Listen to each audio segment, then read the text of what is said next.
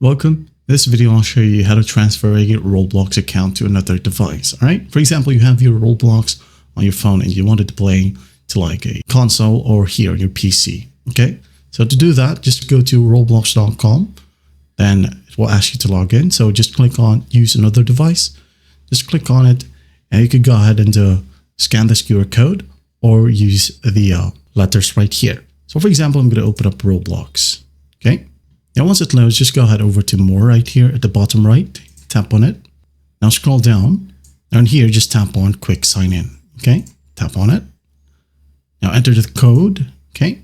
This code, which is 7M7DWQ. Okay.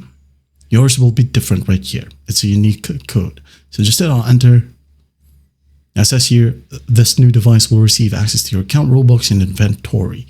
So it says here, confirm login to your other device. Confirm. This is your phone, okay? Done.